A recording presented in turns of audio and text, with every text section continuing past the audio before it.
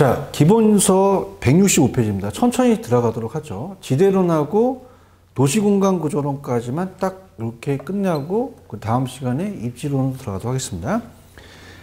자, 저번 시간에 이 튜넨까지 갔었어요. 그럼 우리가 기본서에 165페이지 가시면은 자, 알론소가 있죠. 건강한 소의 동생 알론소. 자, 알론소의 입찰지대 이론입니다. 입찰지대 이론. 이게 튜넨의 이론을 따온 거거든요. 입찰지대 이론이. 그래서 알론소라는 학자가 얘기했죠. 알론소가. 자, 그래프를 보게 되면 자, 이게 지대고요. 도심에서 외곽이에요. 자, 그러면 튜넨이라는 학자도 우리가 앞쪽에서 튜넨의 이론이 여러 가지를 영향시키니까 튜넨의 이론을 다시 한번 보도록 하죠. 농업입지론을 전개합니다. 튜넨은. 그러면서 고립국이라는 논문을 쓰죠. 그래서 안쪽은 얘가 했을 때는 이게 교통이 발달하지 못했거든요. 안쪽은 집약 쪽, 바깥은 조방 쪽 농업을 입지시키라는 거죠. 그러면 자, 중심에 이제 고일장이 열면 모든 농산물이 들어왔다가 나가죠. 나가면서 수송비가 많아져요. 그럼 안쪽은 지대가 높고요. 수송비가 적게 들어가죠. 위치가 좋아요. 그럼 얘는 수송비를 강조한 겁니다. 가장 큰 포인트가 수송비라는 거가 머릿속에 두셔야 돼요. 그럼 나갈수록 수송비가 많이 들어가죠. 그래서 비례하면서 증가한다. 그래서 만약에 1kg 면 10원 들어가면 20원, 30원, 이렇게 10원씩 증가한다는 거죠. 1kg 나갈 때마다. 그럼 얘는 지대곡선이라는 것은, 지대라는 것은 매상고에서 생산비까지는 비옥도죠. 근데 얘는 수송비를 강조합니다. 그래서 앞서도 얘기했지만 100원, 10원, 10원이면 얘가 80원이에요. 얘가 80원으로 바뀌면 10원으로 바뀌어서 반비례한다는 거죠. 그래서 우리가 지대가 요건 낮기 때문에 수송비와 비례는 반비례다. 그러면 지대곡선이 지대가 있고 중심지에서 외곽이에요. 중심지에서 외곽으로 나간다면 당연히 안쪽은 지대 놓고 나갈수록 수송비가 많이 들어가잖아요. 반비례해서 한계지대 곡선이 집약적인 농업이 더 가파르고요. 조방 농업이 완만합니다. 이를 형성하죠. 이걸 따온 거예요. 알론소가. 그럼 얘도 산업에 따라서 지대가 다르다는 거죠. 가파른 산업이 있고요. 좀 완만한 산업이 있고 더 완만한 산업이 있다고 봅니다. 그럼 입지가 교차하는 것처럼 얘는 가장 높은 지대를 지불하는 놈이 그걸 차지한다는 거죠. 그래서 얘가 가장 높기 때문에 너 그러면 A, 너 상업지 입지라. 그럼 너 주거지 입지라. 그럼 너는 자, 이건 공업지 입지라. 이렇게 된 거죠. 직장과 주거지가 분리되는 영향을 갈 수 있고요. 가장 중요한 것은 입찰이라는 건 낙찰받기 위해서 가장 높은 금액을 적어야 돼요. 그래서 지대 지불 능력이 항상 의사가 최고야 됩니다. 최저가 아니에요. 최고나 최대가 나와야 됩니다. 자, 그래서 보시고요. 그럼 가장 높은 지대를 지불할 수 있는 그 지대만을 연결했어요. 그래서 이게 우하향한다는 거죠. 그래서 이 곡선이 우하향하고 원점을 향해서 볼록이고요. 자, 그래서 이걸 포락선이라고 나온 적도 있었거든요. 포락선. 그 다음에 세 번째가 이제 첫 스타트 이제 앞에서 제가 문제를 풀려드리는 게 기울기였어요. 그러면 요 입찰지대 곡선, 한계지대 곡선의 기울기는 교사라고 암기하라 했죠. 교사. 교통비, 수송비가 올라가요. 한계 수송비가. 운송비라고도 하죠. 그 다음에 자, 사는 사용량이에요. 토지가 항상 밑에 깔립니다. 토지 사용량이 내려간다는 거죠. 그래서 교사, 이렇게 해서 우리가 토지 이용량이 내려가게 되고요. 그 다음에 이제, 넘기시면은 이제 마샬이라는 학자가 나와요. 마샬. 그 다음에 이제 마샬이 나오고, 그 다음에 누가 나오냐면, 마샬 다음에 파레토라는 학자가 나옵니다. 그래서 파레토의 경제대와 전용 수입을 바꿔냈기 때문에 제가 전 페이지에서 안 해드렸죠. 근데 그걸 이제 중심적으로 이제 나가려고 해요. 자, 그래서 마샬이라는 학자가 이제 준지대라는 걸 얘기합니다. 준지대는 인간이 만든 기계 따위에 쓰는 말인데요. 자, 지대가 아니라는 거죠. 토지는 원래 마샬이 원래 지대는 자연의 삶의 토지에 쓰는 말인데 건물이나 기계 따위에 붙인 겁니다. 자, 그래서 우리 시험 문제는 요 경제지대하고 마샬의 준지대를 바꿀 수가 있거든요. 마샬이라는 학자가 얘기를 합니다. 자, 준지대는 지대 오리지널 지대가 아니에요. 인간이 만든 기계나 기구나 설비 같은 걸 얘기하죠. 자, 이걸 이제 얘기를 합니다. 그럼 지대라는 것이 이 마샬의 준지대라는 것은 하나의 고정 요소의 수익이다 이렇게 봅니다. 고정 요소의 수익이다 라고 얘기하면서 이거는 장기적으로는 바뀔 수 있다. 총수익에서 총 가변비용을 뺀다. 그래서 어떻습니까? 바뀔 수가 있다는 얘기죠. 자, 그렇다면은 지대는 자, 단기적으로는 생기는데 장기적으로는 소멸한다. 그래서 장기적이 아니라 단기적이다. 단기적이다. 영구적으로 생길 수는 없다. 영구적이 아니라 일시적이다. 이렇게 표현하거든요. 자, 그래서 요거는 이제 제가 이제 대학교 1학년 때 미팅을 했는데, 자, 오양 마사를 저한테 누가 여성분이 갖다 줬어요. 근데 먹고 취했어요. 그래서 말살 준 그녀와 짧게 만난다. 말살 준 그녀와 짧게 만난다. 항상 짧은 게 나와야 됩니다. 근데 파레토는 달라요. 자, 우리가 파레토라는 것은 파레토. 자, 파레토가 얘기했는데 경제지대입니다. 우리가 물감 짤 때 파레토에다가 짜잖아요. 아끼기 위해서. 파레토는 인간이 만든 기계, 기구, 설비가 아니라 이거는 토지입니다. 토지. 토지에도 지대를 받는다는 거죠. 근데 영구적으로 받아요. 얘는 영구적으로. 일시적이 아니라. 그래서 이렇게 해서 얘는 다르다는 겁니다. 자, 그래서 우리가 경제지대와 전용 수입의 반대로 냈었거든요. 한번 시험 문제가. 그걸 이제 우리가 보겠는데요. 자, 경제지대와 전용 수입이라는 걸 바꿨습니다. 시험 문제에서.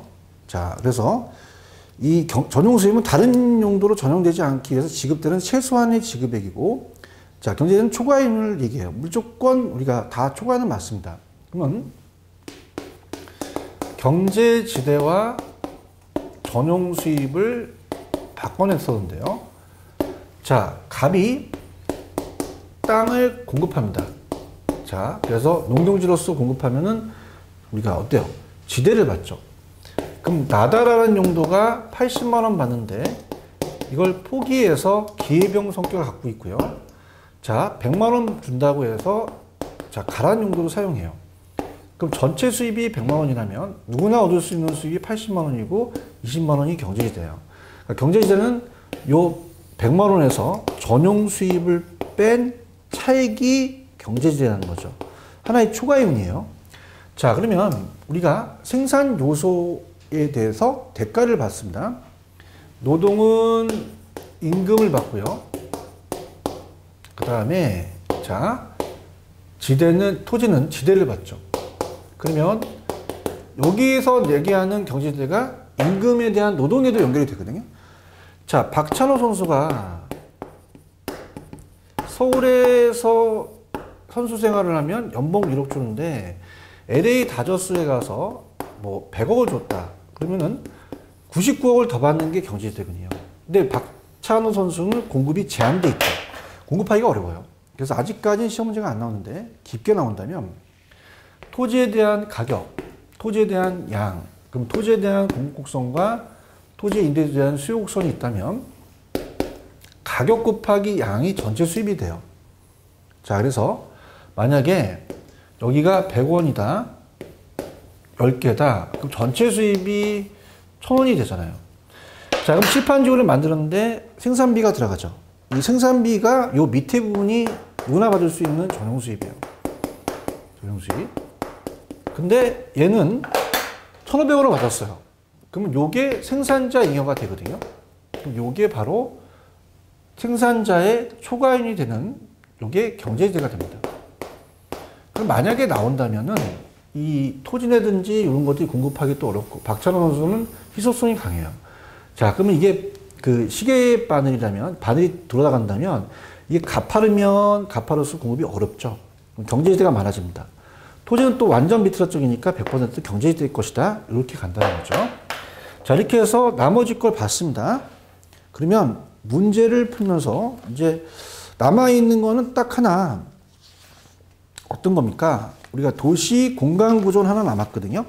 자, 그건 이제 제가 설명을 해 드리겠고요. 자, 요거는 이제 이따가 이제 교재를 찾아가지고 설명해 드릴 거고, 자, 지금은 이제 그 문제에 대해서 하나씩 지대로는 남아있는 문제들을 하나씩 풀어보도록 하겠습니다.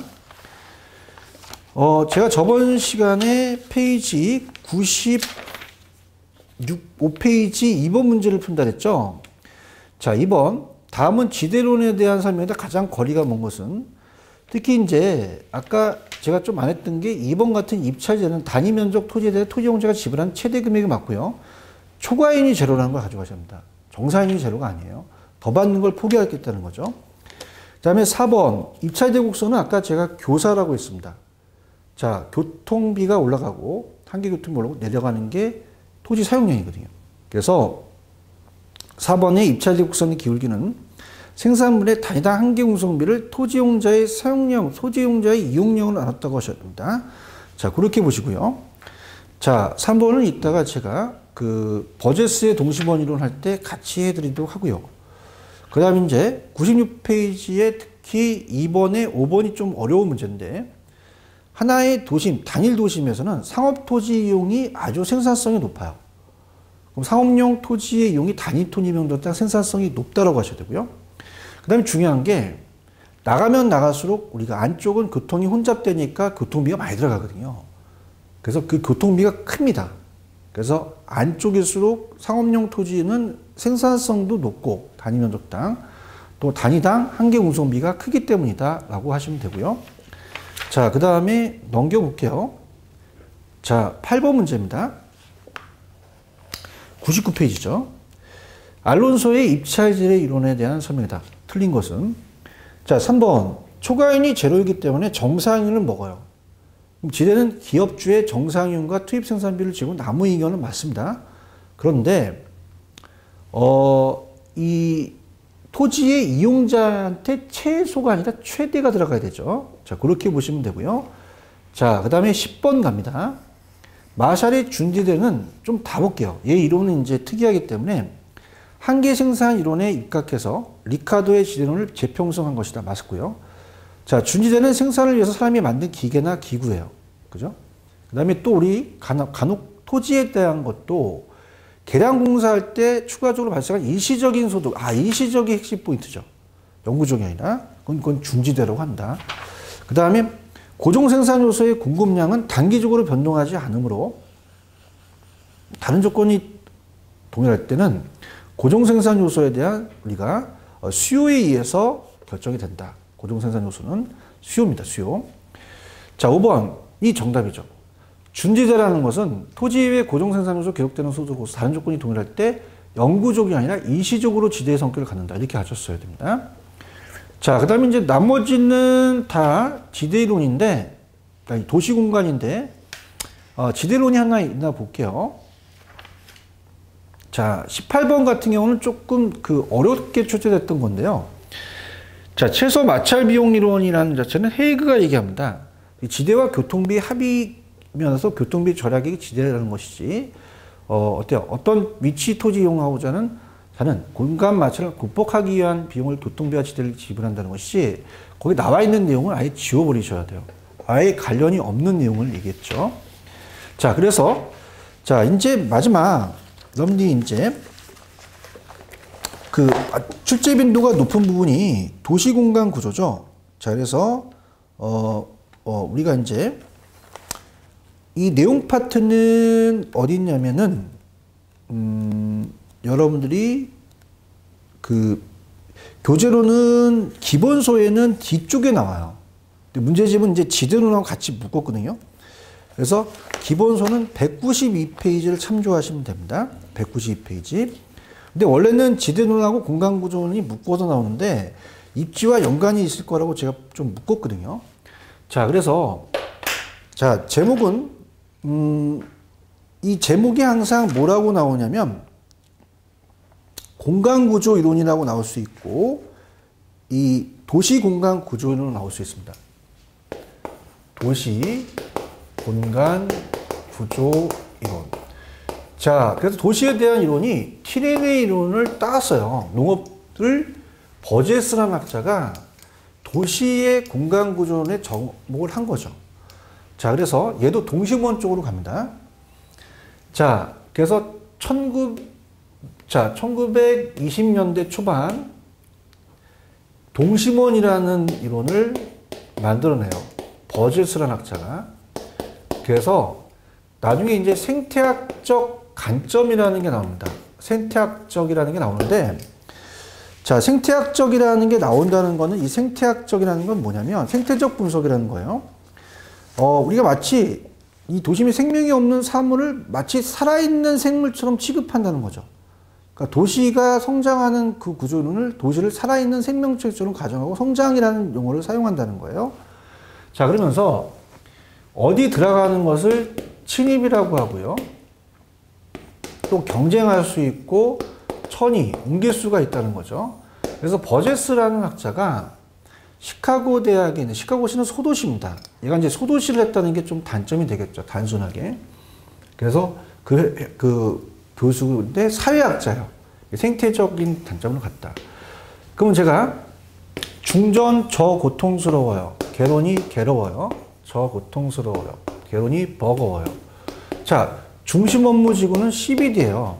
그러니까 여기는 우리가 서울로 친다면은 명동입니다.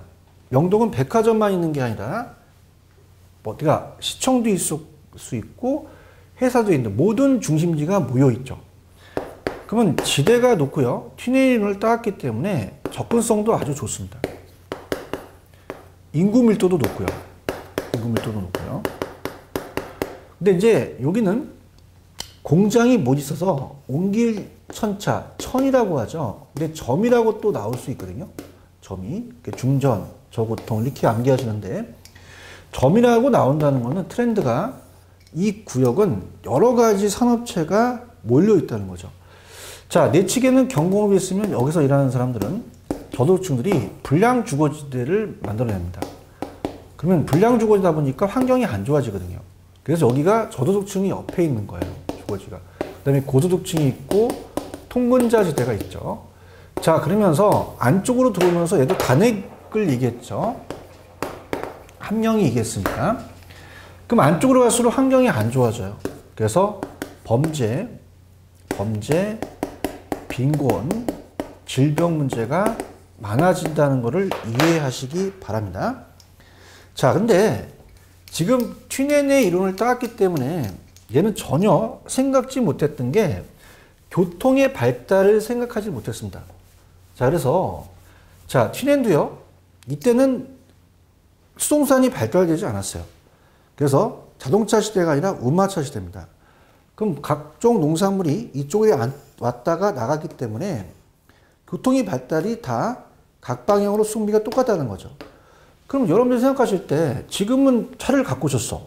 어디든지. 그러면 그 방향마다 교통이 다 다르겠죠.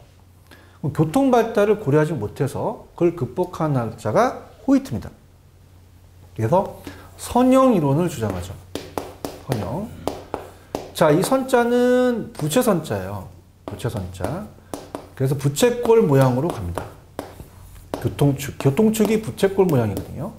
교통축, 교통망. 그래서 그림을 나중에 보시면 CBD가 중심 업무 지구는 똑같아요. 근데 이제 아마 5번 지구가 고속축입니다. 그럼 얘네들이 이 교통축이 여기에 이제 다 깔린다는 거죠. 여기에 가까이 입지한다는 거예요. 가까이. 그러면서 접근성이 좋고요. 지대가 높아지면서 자, 소득에 따라서 높은 사람이 좋은 교통을 차지할 수 있다는 거죠. 저소득층은 반대고요. 그럼 어떻게 오시냐? 호이트라는 학자가 얘기했죠. 그럼 요게 부채 선자니까 부채 들고 호잇 호잇 이렇게 합니다. 자, 그 다음에 동심원, 선형, 다액심 중에서 얘가 쇠기형 모양으로 나왔거든요. 쇠기형. 그럼 쌍시옷 들어가니까 선형, 쇠기형 이렇게 암기하시면 되고요. 자, 이게 1939년이죠. 그런데 도시가 발전이 되다 보니까 신도시가 만들어서 부도심이 또 형성이 될 수가 있어요. 그래서 단핵이 아니라 다핵심이 이제 나오게 된 거죠. 그래서 이제 1945년에 가서 핵심이 하나가 아니라 단핵이 아니라 여러 해 다핵이 될 수 있다. 다핵심. 그 다음에 옛날에는 소도시인데 자, 하나밖에 없죠. 얘는 핵이. 근데 신도시 생기니까 대도시가 생기더라. 옛날 도시는 오래된 도시더라. 오래된 도시. 근데 이거는 신도시를 얘기하더라. 라고 합니다. 그래서 얘네들은 다 한 명씩 얘기했는데 얘만 해리스와 울만이 얘기했다. 두 명이잖아요. 그럼 그래서 아, 다핵이구나 라고 암기하시면 조금 빨리 외우시겠죠. 다핵심이다. 그러면 얘는 도심만 있는 게 아니라 여러 부도심, 신도시도 생긴다는 거죠. 그러면 중요한 건 동종입니다. 동종은 같은 업종이에요. 같은 업종이라고 나올 수도 있고 유사업종이라고 나올 수 있거든요. 그럼 모여 있어야 돼요. 집은 모인다. 집중입니다. 자, 그럼 상호 편익을 주는 우리가 상호 편익을 주는 소미업종은 같이 뭉쳐야지만 됩니다. 그 다음에 자, 이렇게는 안 나왔지만은 자, 입지적 양립성을 가져야 돼요. 양립성이라는 건 같이 존재할 수 있다는 얘기거든요. 근데 이종이라는 것은 자, 이종은 이게 다른 업종이에요. 다른 업종. 그러면 이거는 상반된 거기 때문에 분산돼야 되죠. 자, 주택과 공장이 같이 모여 있으면 안 되잖아요. 성격이 다르니까 분산돼야 된다. 그럼 입지적 비양립성이라는 단어를 써서 자, 이거는 양립하지 못한다. 같이 존재할 수 없다. 자, 그래서 우리가 이종 활동은 분산돼야 돼요. 충돌이 발생하는 주택과 공장이 같이 있으면 됩니까? 안 되죠. 그럼 암기하는 기법이 제가 아시는 분이 계셔요. 그분이 이분이십니다. 아주 고집이 세요. 똥집이 세다. 이렇게 해서 암기를 하시면은 빨리 또 풀 수가 있다는 거죠. 자, 그럼 문제로 부연 설명을 좀 하도록 하겠습니다. 자, 앞쪽으로 오셔서 우리가 내용 나가보도록 하죠. 자, 가겠습니다. 자, 앞쪽으로 오셔서 이제 3번 문제를 풀죠. 96페이지. 근데 종합 선물이기 때문에 세트 우리가 다 봅니다. 자, 그 토지, 자, 다음에 설명의 내용을 보기에 올바르게 고르는 것은 기억, 토지형의 도시를 중심으로 지대의 지분에 따라서 달라지는 튜넨의 이론을 도시 내부에 적용했다. 그럼 튜넨의 이론을 도시 내부에 적용시킨 학자는 버제스잖아요. 그래서 버제스의 동심원을 찍고요. 아마 다음에 우리가 나갈 거예요. 공간적 중심의 규모의 크기에 따라서 상권의 규모가 달라진다는 건 중심지로는 크리스탈로의 중심지입니다. 그러면 여기서 힌트를 드린다면 어때요? 여기에 중심지가 있다는 건 크리스탈밖에 없잖아요. 그럼 다가 들어갈 게 니은밖에 없네요. 그 다음에 한 번도 나온 적이 없었는데 디귿은 넬슨입니다. 넬슨은 어디에다가 입지하지만 매출액을 확보할 수 있냐는 어떤 장소의 입지를 얘기한 거예요. 그래서 넬슨의 8가지 소매 입지론이니까 정답은 3번이 정답이다. 이렇게 체크하시고요. 자, 4번이 지금 얘기한 겁니다. 똑같이 나왔죠. 자, 그래서 우리가 틀린 게 4번. 튜넨의 고립구 이론은 버제스의 동시원인을 농업 부분에 응용한 것이 아니라 버제스가 등장하게 된 정개한 도시공간 구조에 관한 최초 이론으로서 튜넨의 농촌 토지 이용 구조를 도시 토지로 적용시켰죠. 그래서 3번의 기억은 그걸 응용한 거죠. 그렇게 되고요. 그 다음에 자, 갑니다. 자, 그래서 이 자치구 토지형의 도시를 중심 지대 지분에 따라서 달라지는 튜넨의 이론을 도시 내부에 적용시킨 게 버제스고요. 그래서 그게 유사했죠. 그래서 4번의 정답은 4번이 정답이 되고요. 그 다음에 7번 갑니다. 도시공간 구조에 관한 설명입니다. 틀린 것은 자, 호이트는 고소득층들을 강조했어요. 그러면 주택 지불 능력이 높을수록 조금 더 자기가 접근성이 양호한 지역에 주거를 입주하게 되겠죠. 그렇게 이제 우리가 생각하시면 되겠고요. 1번 틀렸고요. 그 다음에 특히 헤이그라는 학자는 이번에 보실 게 마찰 비용 이름입니다. 지대와 교통비를 갖고 따졌어요. 그 중심지로 멀어질수록 수용비는 증가하고 지대는 감소하지만 교통비가 증가하죠. 지대는 감소, 수용비가 증가하니 교통비와 수용비가 또 똑같은 거거든요. 자, 그 다음에 넘겨보십니다. 11번 갑니다. 나 11번 했죠. 12번 갑니다. 자, 101페이지. 도시공간 구조론에 관한 설명 중 틀린 것은 자, 동심원은요. 자, 저소득층일수록 자, 고용기회가 많은이죠. 적은이 아니라 이 도심에 관련된 많은 부도심이 아니라 도심으로 접근성이 양호하지 않는 양호한 주거를 선정하려고 하죠. 1번이 정답이고요. 자, 13번에 부채 들고 호잇. 그러면 선형이라는 게 나와야죠. 호이트가 나오니까. 그 다음에 이제 도시공간 구조가 성장과 지역 분화에 있어서 중심 업무지구로부터 도매 경공업지구, 저급, 중급, 고급 이렇게 교통 노선에 따라서 쇠기형이라는 게 쌍지호지잖아요. 선형이 들어가 있고, 자, 얘는 고소득층들을 강조했습니다. 고소득층들이 교통축에 가까이 입지하려고 하죠. 그러면 주택 가격이 높을수록, 지불 능력이 높을수록 주공간의 유형을 결정할 수 있다는 1번이 정답이다. 14번 갑니다.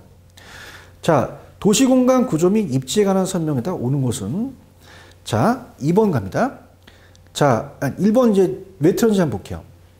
동심원설에 의하면 중심지에 가까울수록 환경이 안 좋아지거든요. 그럼 범죄, 빈곤, 질병 문제가 적어진 게 아니라 많아진다.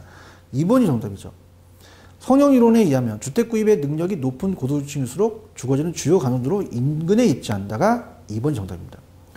자, 유사활동은 분산이 아니라 집적으로 가져야 되죠. 다핵심의 다핵은. 이질활동은 입지적 비양림은 맞고요.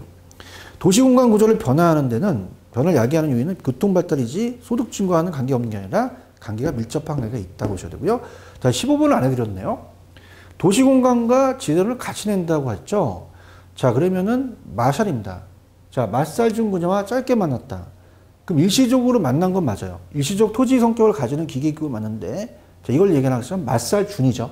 그래서 마샬 파레토가 아니라 준지대. 정답은 5번이 정답이고요. 17번 갑니다. 도시 성장 구조론에 관한 설명 중 옳지 않은 거. 자, 4번입니다. 자, 이거 별표 쳐놔보세요. 자, 다이신과 호이트의 선형이론 한계를 극복하기 위해서 동심원이 나온 게 아닙니다. 자, 동심원 때문에 다이신, 호이트 선형이론이 나오게 된 거죠. 자, 점이는요, 저소득과 통근자 사이에 있다? 아니죠. 저고통이기 때문에 고소득이 저소득과 통근자 사이에 있고, 점이는 중심 업무지구와 저소득층 사이에 있다 그러셨죠. 4번이 정답이 됩니다. 자, 그 다음에 20번입니다. 넘기셔서 105페이지입니다. 자, 다음 중 내용을 모두 만족시키는 도시공간 구조는 뭐냐. 자, 유사한 도시활동이 집적으로 발생하는 이익에 대한 집중, 모인단 말이죠. 동종업종끼리 모이는 거, 아, 이거 다 핵심이구나. 서로 다른 도시활동 중에서 집적 불이익이 발생한다면 또 서로 분리된다. 도시활동 중에 교통이나 입지의 측면에서 특별한 편익을 필요한 또 기능들이 있다.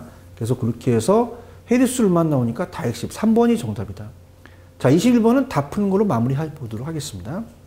지대의 이론과 도시공간 구조는 같이 냅니다. 옳지 않은 거. 자, 리카도 동그라미. 리카도는 무조건 비옥도가 나오셔야 돼요. 그럼 당연히 비옥한 토지 맞고요. 희소성 수학체감. 마살준 그녀와 짧게 만났다. 마살은 일시적, 준지대. 토지와 유사한 성격을 가지는 생산 요소에 대한 기속. 자, 기계나 기구 따위를 얘기를 하죠. 그 다음, 알론소라는 학자가 나왔다. 자, 이건 입찰지대 이론이다. 그럼 토지 이용은 최고의 지대 지불 의사가 있는 용도에 할당이 될 것이다. 자, 4번이 정답입니다. 자, 호이트는 저고주택지를 강조한 게 아니라 고급주택지를 강조했어요. 얘가 교통축에 가까이 있기 때문에 자, 고급주택지가 고용계가 많은 도심지역과의 교통이 편리한 지역의 선호에 입지하려고 하는 거죠. 자, 그래서 이렇게 4번의 저급을 고급으로 고치시기 바라고요. 자, 해리스월만은 다익입니다. 도시 내부의 토지용이 단일화 중심이 아니라 여러 개의 중심, 전문화된 중심으로 이루어졌다. 이렇게 정리해 주시기 바랍니다. 자, 그러면은 지금까지는 이제 지대론까지 봤고 도시공간까지 봤어요. 그래서 시험 문제가 연결이 됩니다. 도시공간을 연결시켜서 우리가 보시고요. 다음에는 입지론 파트로 들어갈게요. 그래서 이번 시간은 여기까지 하고요. 다음 입지 파트는 다음 시간에 나가도록 하겠습니다. 자, 수고하셨고요. 다음 시간에 찾아뵙도록 하겠습니다. 자, 감사합니다. 고맙습니다.